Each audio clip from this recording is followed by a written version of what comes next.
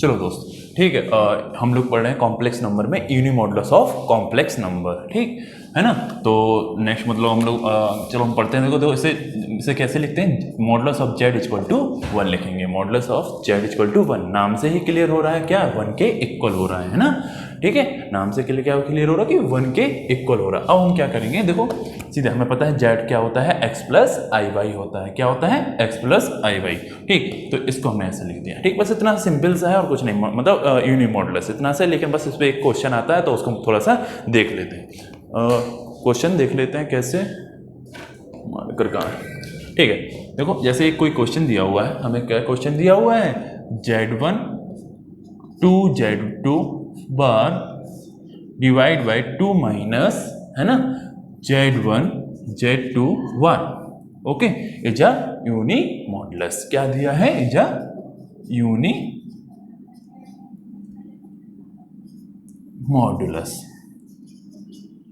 So find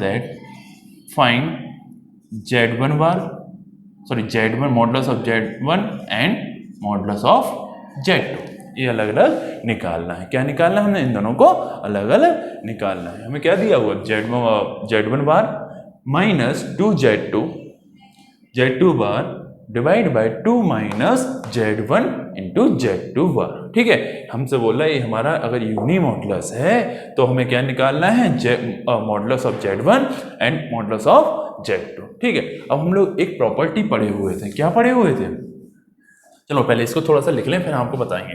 ठीक है, सबसे पहले इसको लिखने का तरीका, Z1 bar 2 Z2 bar divide by 2 minus Z1 Z2 bar mod लगा देते हैं। भाई हमसे बोला मॉड यूनिमॉडुलस है, यानी उसका मॉड 1 के इक्वल होगा। यानी उसका मॉड किसके इक्वल होगा, 1 के इक्वल होगा। हमने 1 के इक्वल कर दिया। ओके, चलो ठीक है। अब हम इसको क्या करेंगे, क्रॉस मल्टीपल कर दे रहे।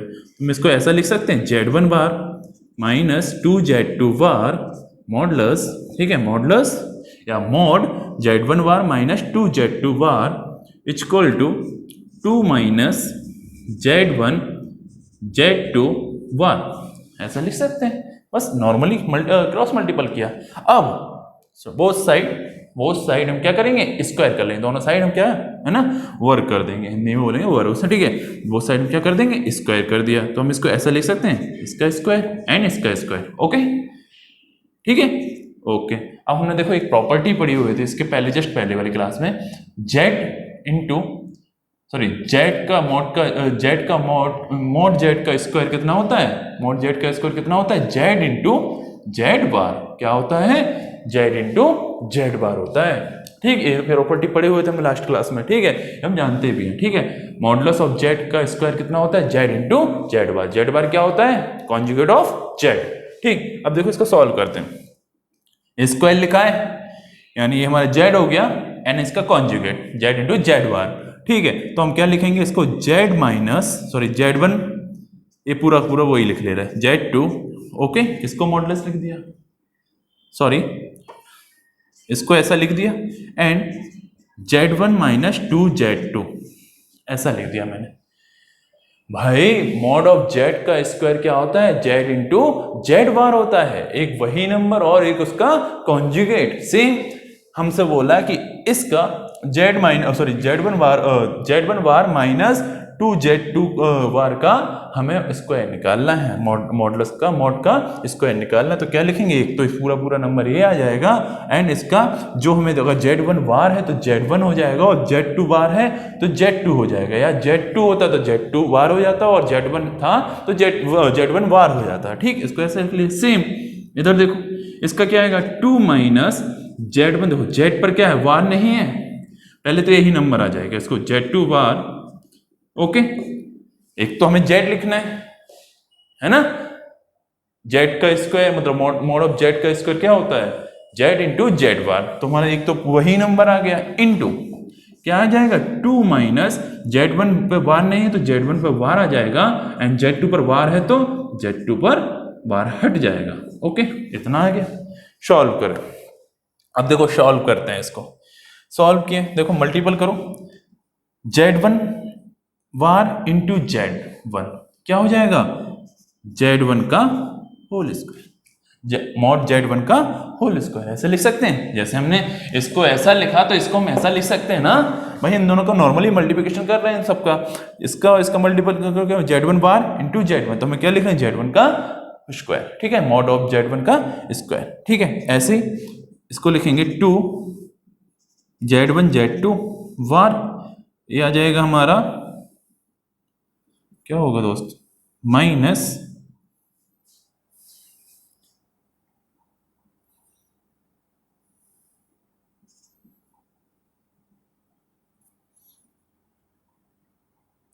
इसका इसमें किया, इसका इसमें कर दिया, ठीक है, ओके, एंड इसका इसमें किया एंड इसका इसमें कर दिया, तो देखो हमारा क्या हो जाएगा दोस्त, Z1 Z2, ठीक है। ये हमारा वार कहाँ आएगा, इसमें आ जाएगा। चलो ठीक है, अब हम आगे करते हैं, ये हमारा हो जाएगा +4Z2, देखो Z2 वार है एंड Z2 है, तो हमारा क्या हो जाएगा Z2 का स्क्वायर, यही तो होगा, यही होगा ना दोस्त। सेम यहाँ देखो, इक्वल के राइट हैंड साइड देखो, 2 2 4 हो गया, ये देखो -2 Z1 bar Z2 -2 Z1 Z2 bar and last one plus Z1 bar sorry and Z1 Z2 okay, तो हमारा Z1 का स्क्वायर इंटू Z2 का स्क्वायर, ये आ जाएगा। मतलब ऐसा करने पर सॉल्यूशन आप लोग कर लीजिएगा, उसमें कुछ नहीं है, आराम से देख लीजिएगा, ठीक है। बस इतना आ गया दोस्त। अब देखो, अब आपको कुछ दिख रहा होगा, ये same value Z1 Z2 2 times of Z1 Z2 बार, देखो Z1 Z2 ये कैंसिल आउट इससे एंड ए वाली कैंसिल आउट इससे, है ना, ठीक है। हमारे पास क्या बचा 4 ए वाली और ए वाली, ठीक है। अब हम देखेंगे, आगे बढ़ते हैं, इसको सॉल्व करते हैं। देखो उसको राइट हैंड साइड ले आए, है ना, तो हमारा क्या हो गया Z1 बार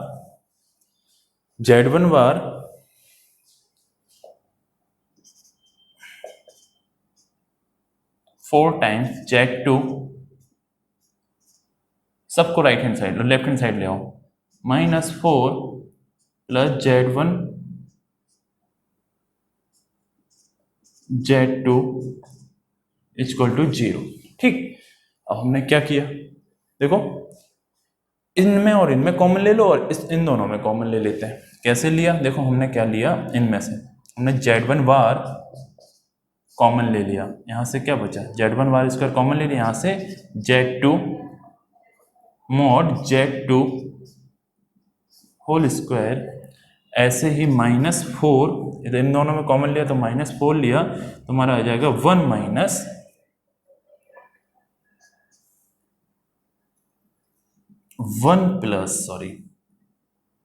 प्लस Z2, ठीक है, Z2 ओके।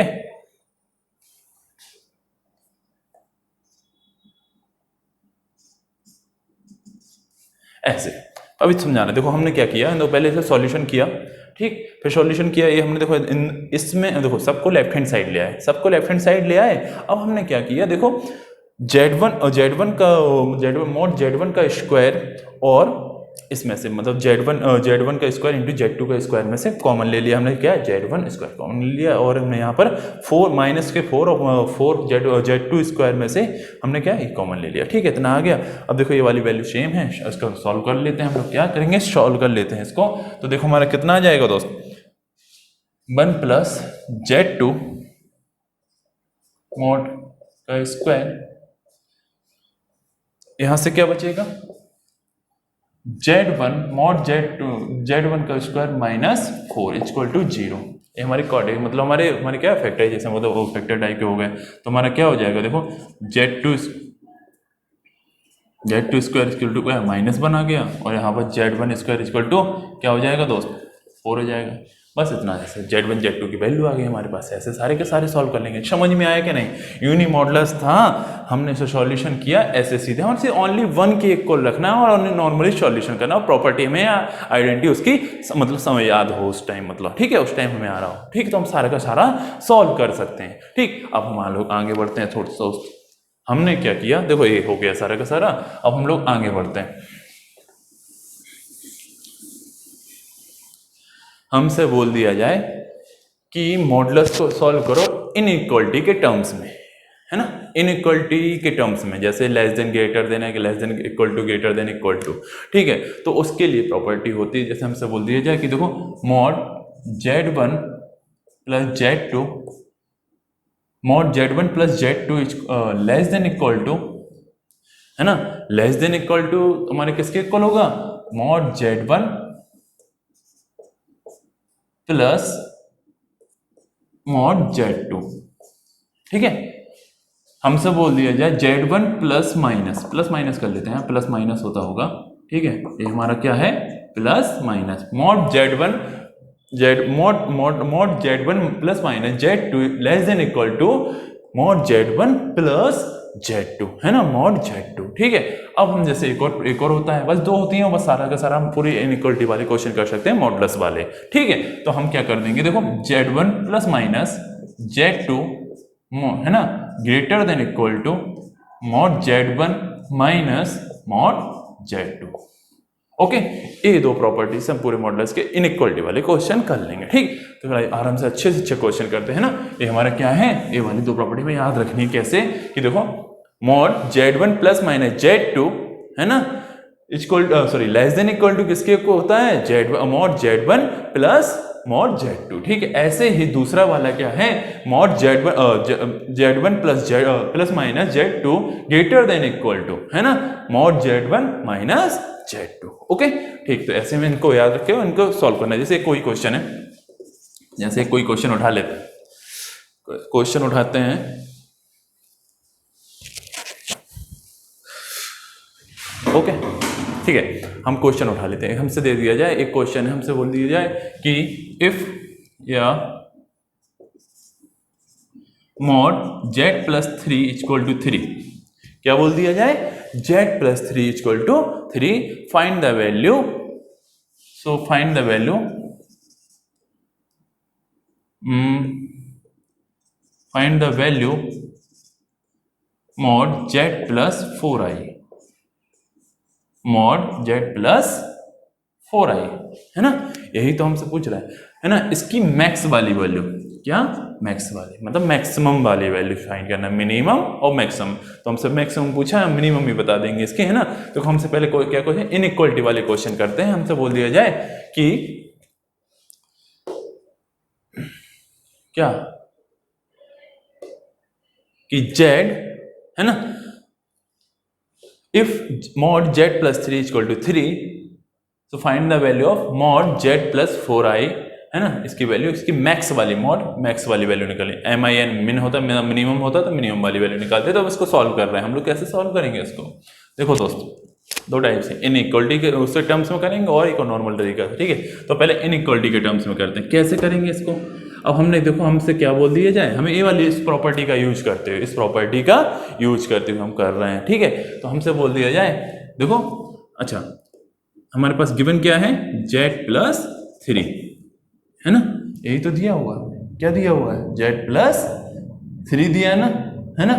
तो हम क्या करेंगे, इसकी वैल्यू कितनी दी है, 3 दी हुई है, हमें क्या निकालना है, Z प्लस 4i की मैक्सिमम वैल्यू। तो हम क्या करेंगे दोस्त, देखो हमने Z प्लस 4i उठाया, मॉड Z प्लस 4i उठाया, इसको हमने कैसा लिख दिया, Z प्लस, बता रहा हूं क्यों, Z plus 3, okay, and minus 3 plus 4i, इसके ऐसे लिख सकते हैं, प्लस का 3 है माइनस का 3 है, मतलब, है ना, डाल दिया इसमें, ठीक है। ऐसा क्यों किया मैं बता रहा हूँ, ठीक है। तो देखो इसको हम ऐसा लिख सकते हैं, है ना, Z plus 3 minus 3 plus 4i, okay, ठीक है। तो plus minus 3 plus 4i, okay, ऐसा देखने में, ठीक है, ब्रैकेट लगा दिया।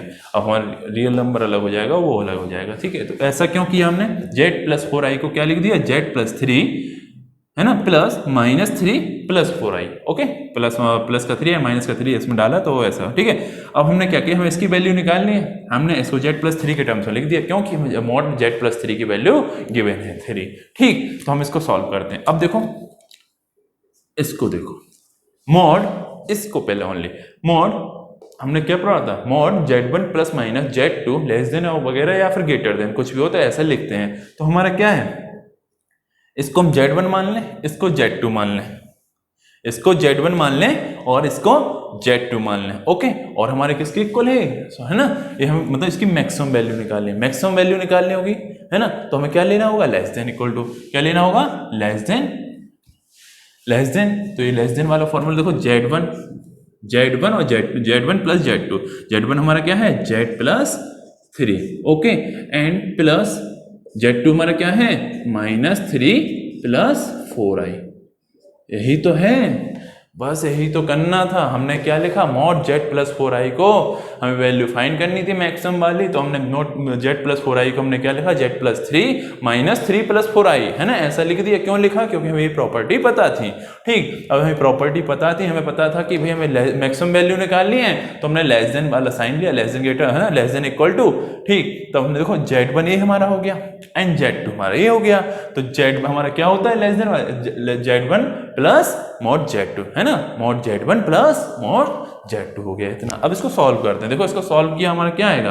अब हमें इसकी वैल्यू तो पता ही है, इसकी वैल्यू क्या पता है, mod Z+3 की वैल्यू क्या है, गिवन है ना हमें 3, ओके, एंड -3 + 4i की वैल्यू क्या होती है भाई, हमें किसी के x प्लस आई वाई का हमें मॉड निकालना है, तो क्या हो जाता है, √(x² + y²), है ना। तो उसको सॉल्व करेंगे, 3 का स्क्वायर 9 एंड 4 का स्क्वायर 16, है ना, 25 हो जाएगा, सॉल्व कर लेंगे 5 आ जाएगा। कितना आ गया, यानी हमारी देखो mod Z+4i की वैल्यू कितनी हो गई, लेस देन इक्वल टू 8 हो गई ना, ये क्या हो गई, 8 हो गई। Z+4i की वैल्यू कितनी हो गई, लेस देन इक्वल टू, है ना, 8 आ गई, मैक्सिमम वैल्यू है। मिनिमम निकाला तो उससे निकाल लेते, ठीक, ओके। चलो ठीक है, अब हम इसको दूसरे तरीके से, इनइक्वालिटी के टर्म्स में आ गया, अब इसको दूसरे तरीके से समझना, बस थोड़ा सा समझने की जरूरत है, बाकी पूरा का पूरा आ जाएगा। देखो इसी को हम नॉर्मल टर्म्स में कैसे लिखेंगे,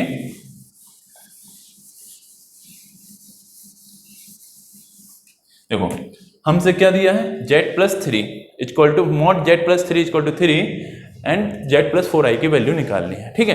तो कैसे, देखो हमसे क्या दिया है, हमें क्या निकालना है, हमें निकालना है, देखो इसको लिख लेते हैं, हमें दिया है Z+3 इक्वल टू 3, हम इसको ऐसा लिख सकते हैं, Z+3 + 0 × i इक्वल टू 3, लिख सकते हैं ना, लिख सकते हैं, है ना, ओके।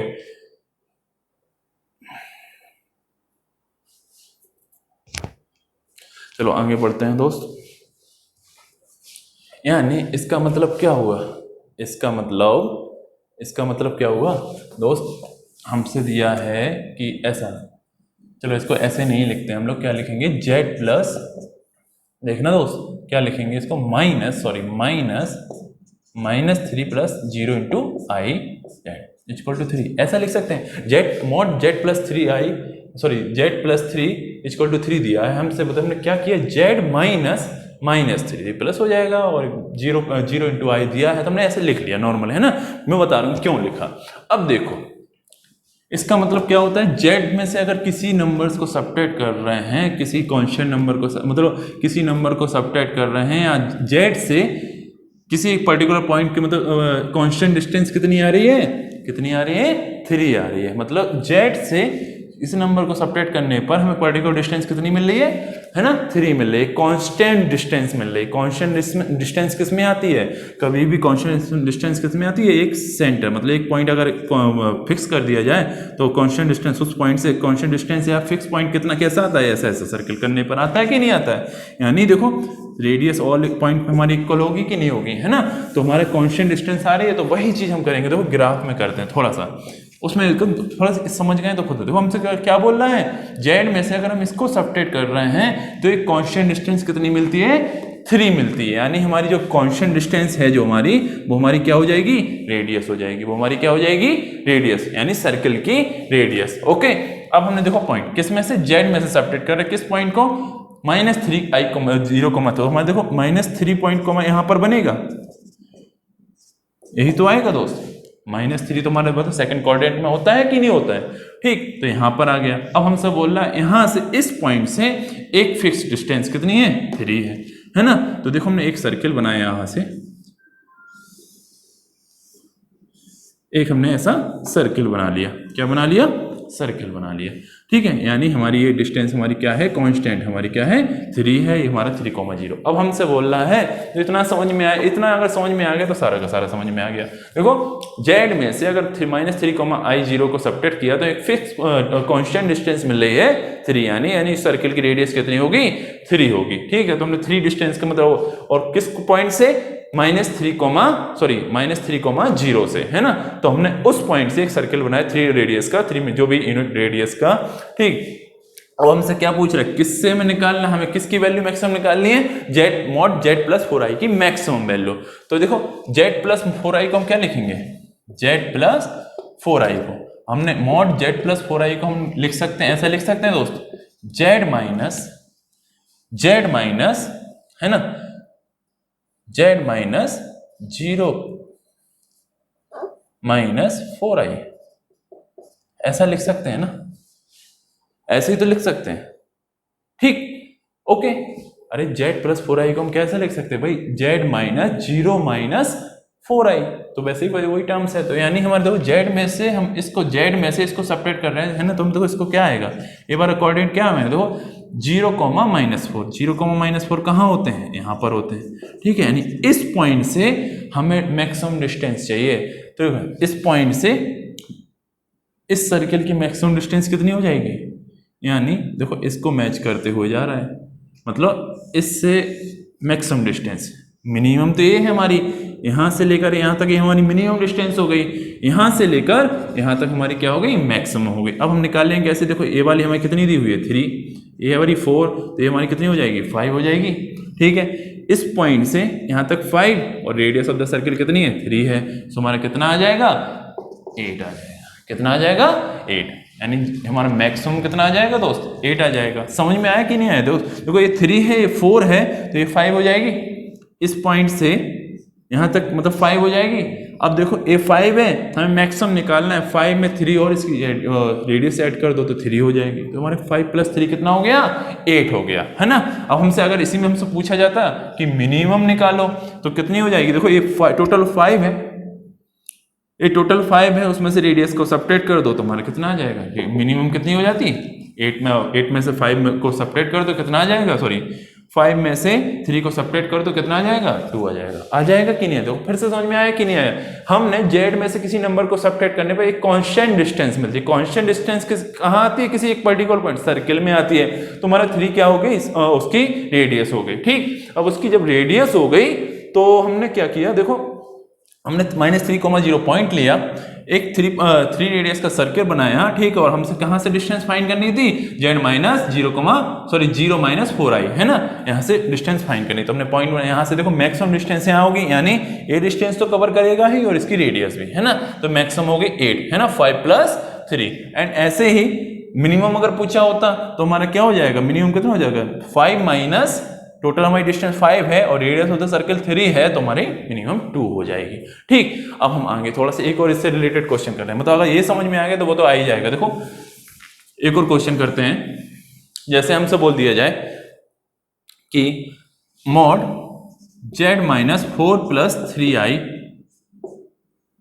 = 1, क्या बोल दिया जाए, z माइनस 4 + 3i = 1, यानी z में से इस पॉइंट को सब्ट्रैक्ट कर रहे हैं हम लोग, मतलब इससे, मतलब इस पॉइंट से इस पॉइंट की डिस्टेंस कितनी है, एक कांस्टेंट डिस्टेंस आ रही है। इस पॉइंट से इसको सब्ट्रैक्ट करने पर क्या मिल रहा है, एक कांस्टेंट डिस्टेंस मिल रही है। कांस्टेंट डिस्टेंस सर्किल में मिलती है। तो देखो हम सबसे पहले देखो बना लेते हैं ग्राफ, कैसे बनाएंगे, ये हमारे किसको 4 + 3i, 4 + 3i कहाँ पर होगा, 4,3 यहाँ पर होगा दोस्त। ठीक है ना। अब कितनी कांस्टेंट डिस्टेंस मिल रही है, 1 सेंटीमीटर या 1 यूनिट की, तो यहाँ से हमने 1 और उसका एक सर्किल बना लिया, क्या बना लिया, है ना, इसका रेडियस कितनी है 1, कितनी है रेडियस 1। ओके, अब हमसे बोल दिया जाए बस ऐसे निकालना है। ठीक, ये 4,3 हो गया, ये 1 उसकी वो हो गई। हमसे बोल दिया जाए कि मिनिमम और मैक्सिमम डिस्टेंस निकालो, फिर निकालते रहेंगे हम लोग। मैक्सिमम डिस्टेंस क्या हो गई, हमने क्या बोला, ओरिजिन से मिनिमम मैक्सिमम डिस्टेंस निकालो। तो देखो ये हमारी 3 है, सॉरी ये हमारी 3 है, ये हमारी 4 है, तो ये हमारी कितनी हो जाएगी 5। ठीक है, 5 में से अब रेडियस ऑफ द सर्किल कितनी है, इतनी, है ना 1, तो 5 में से 1 को सब्ट्रैक्ट कर दो, 4 हमारा क्या आ जाएगी, मिनिमम, है ना, मिनिमम आ जाएगी। और अगर हम, ये हमारी कौन सी आ गई, मिनिमम। मैक्सिमम निकालना है तो हम यहाँ से यहाँ तक जाएंगे, यानी ये हमारी 5 है, उसमें 1 और ऐड कर दो तो हमारी यानी 6 आ जाएगी, 5 + 1 आ जाएगी। ठीक है, तो ऐसे ऐसे करना, तो सारे सारे ऐसे क्वेश्चन हैं। ठीक, ओके, अब आगे बढ़ते हैं हम लोग। ठीक है, आर्गुमेंट सुना होगा, है ना, आर्गुमेंट्स, एम्पलीट्यूड, है ना, तो उसका देखो थोड़ा सा देख लेंगे।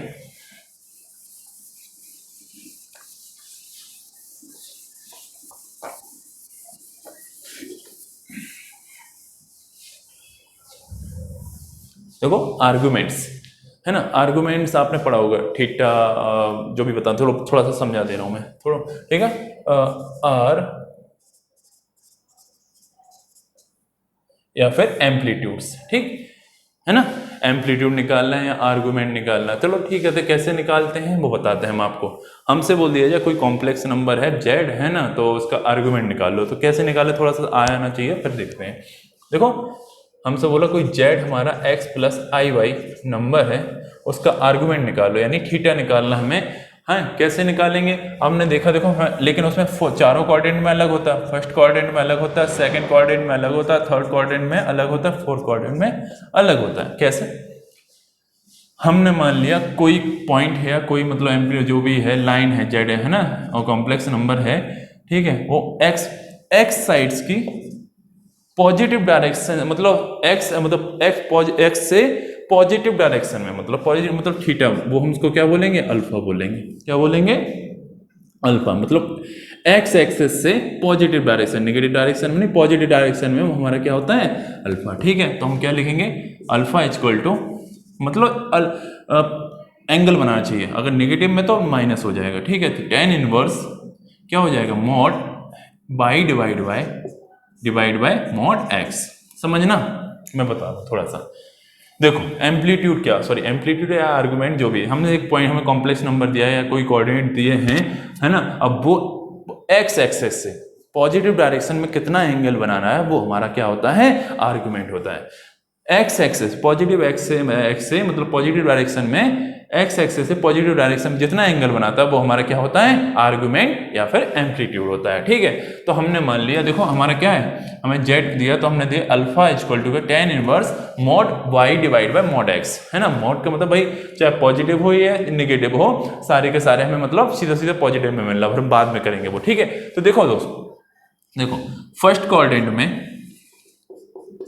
कोऑर्डिनेट में क्या होता है, थीटा हमारा आर्गुमेंट, थीटा हमारा किसके इक्वल होता है, अल्फा के इक्वल होता है। समझना, जब फर्स्ट कोऑर्डिनेट में रहेगा, एक्स एक्सिस से जितना ये एंगल बनाएगा अल्फा, उतना ही तो हमारा मतलब आर्गुमेंट कहलाएगा, है ना, जो फर्स्ट कोऑर्डिनेट में होगा, है ना। तो जितना ये एंगल बनाएगा पॉजिटिव डायरेक्शन में वाला, उतना ही हमारा क्या कहलाएगा, आर्गुमेंट। यानी फर्स्ट कोऑर्डिनेट में थीटा हमारा क्या होता है, अल्फा के इक्वल होता है। अल्फा कैसे निकालते हैं, tan inverse mod Y divide by mod X. ठीक है, अब हम देखो आगे सेकंड कोऑर्डिनेट में जाते हैं, मान लो यहाँ पर है कोई पॉइंट, ठीक, यानी यहाँ से यहाँ तक अल्फा बना, यहाँ से लेकर यहाँ तक एक अल्फा बनाना। ठीक, अब हमने क्या किया, यहाँ से यहाँ तक हमारा कुछ एंगल बना। ठीक है, तो हमारा क्या हो जाएगा, अब ये तो हमारा एंगल, यानी एक्स एक्सिस से पॉजिटिव डायरेक्शन में ये लाइन, इस लाइन को या जो भी है, ठीक है, इस लाइन से यहाँ तक कितना एंगल बना रहा है, ये अल्फा बना रहा है। ठीक है, ओके, तो ये तो हमारा अल्फा। सेकंड क्वाड्रेंट में उसे लिखेंगे क्या, हमें पता है ये हमारा पाई होता है, ये π/2 होता है, पाई होता है 3π/2 होता है। ठीक है, 0 या फिर 360 बोल देते हैं उसे। ठीक है, तो हम इसको हम क्या लिख सकते हैं, है ना, इसको हम क्या लिख सकते हैं, theta equal to pi minus alpha, theta equal to pi minus alpha. ऐसे थर्ड कोऑर्डिनेट में, अब थर्ड कोऑर्डिनेट में क्या होता है ना, थर्ड कोऑर्डिनेट में क्या होता है भाई, देखो यहां से पॉजिटिव डायरेक्शन में ये वाला एंगल बनाया, कितना बनाया, है ना, ये अल्फा। बट हम इसको क्या लिख सकते हैं, देखो ये हमारे सेकंड कोऑर्डिनेट में हो गया। अब थर्ड कोऑर्डिनेट में आते हैं, theta equal to pi minus alpha minus, कैसे, देखो ये वाले देखो, है ना, ये कितना है, पाई माइनस अल्फा, पाई माइनस अल्फा। अगर निगेटिव जाए यहां से देखो ना, फिर से समझाते हैं, देखो क्या है, X axis Y axis, first coordinate, second coordinate, third, and 4, ठीक है। हमने एक बना लिया, ये हमारा अल्फा बना रहा, ठीक है। तो हमारा देखो जो हमारा फर्स्ट कोऑर्डिनेट में होता है हमारा आर्गुमेंट अल्फा के इक्वल होता है, जितना अल्फा बनाएगा वही हमारा होता है, ठीक है। सेकंड कोऑर्डिनेट में क्या होता है, यहाँ से जितना एंगल बनाता है ना, ये हमारा जितना एंगल बनाएगा, ठीक है, यानी ये अल्फा मतलब जितना पॉजिटिव एक्सिस से एंगल बनाएगा अल्फा, तो हम उसके क्या लिखते हैं पाई माइनस, यानी इसमें से इसको सेपरेट करो अल्फा को, ये हमारा कितना बचा पाई माइनस अल्फा, तो हमारा आर्गुमेंट कितना हो गया पाई माइनस अल्फा।